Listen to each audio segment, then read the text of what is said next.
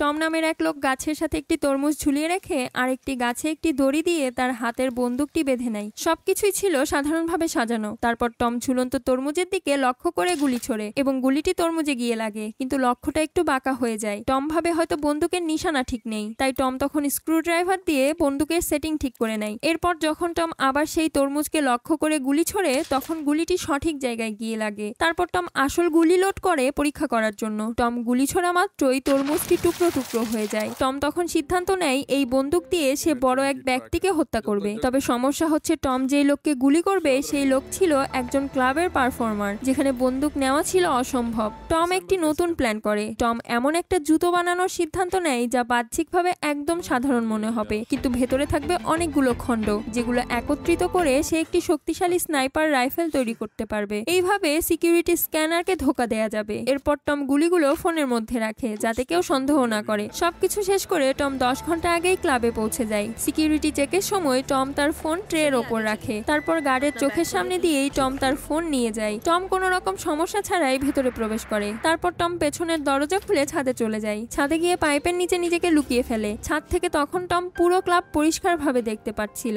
Tom তার জুতো খুলে অংশগুলো একত্রিত করে স্নাইপার রাইফেল তৈরি করে সেখানে অপেক্ষা করতে থাকে। অনেকক্ষণ অপেক্ষা করার পরে হঠাৎ পরিস্থিতি বদলে যায়। ক্লাবের স্টাফরা বিভিন্ন জায়গায় চেকিং শুরু করে দেয়। টম তখন বুঝতে পারে যে তার লক্ষ্য এখন আসতে চলেছে। গেটের সিকিউরিটি তখন আরো কঠোর হয়ে যায় এবং এক কর্মকর্তা সিকিউরিটি প্রধানকে একটা স্কেচ দেয়। টম দেখে এটা তারই স্কেচ, অর্থাৎ সিকিউরিটি গার্ডরা টমের উপস্থিতি সম্পর্কে আগে থেকেই জেনে যায়। যদি সিকিউরিটি গার্ডরা সামান্য সতর্ক থাকতো তাহলে তাকে সহজেই ধরা যেত। সিকিউরিটি টিম ছাদেও তল্লাশি করতে থাকে। সিকিউরিটি আর টমের মধ্যে প্রায় 3 মিটার দূরত্ব ছিল। তখন টম পুরোপুরি স্থির থাকার চেষ্টা করে। টমের তখন বুক কাঁপতে শুরু করে। এরপর যখন তল্লাশি শেষ হয় তখন দরজা বন্ধ হওয়ার আওয়াজ আসে। টম তখন স্বস্তির শ্বাস ফেলে। 5 ঘন্টা পর ক্লাবের মধ্যে ভিড় বাড়তে শুরু করে এবং অনুষ্ঠান তখন শুরু হয়ে যায়। টম ধীরে ধীরে পাইপ থেকে বেরিয়ে এসে তার মিশন সম্পন্ন করার জন্য প্রস্তুত হয়, কিন্তু তার লক্ষ্য ছিল খুবই কঠিন। লোকটি তার নিজের সামনে বুলেট প্রুফ গ্লাস লাগিয়ে রেখেছে। যদি টম সোজা গুলি চালায় তবে তার মিশন ব্যর্থ হয়ে যাবে। টমকে সঠিক সময়ের জন্য অপেক্ষা করতে হবে। অবশেষে টম তার নিশানায় এসে পৌঁছায়। শত্রুর মাথার অংশ কাচের বাইরে বেরিয়ে আসে।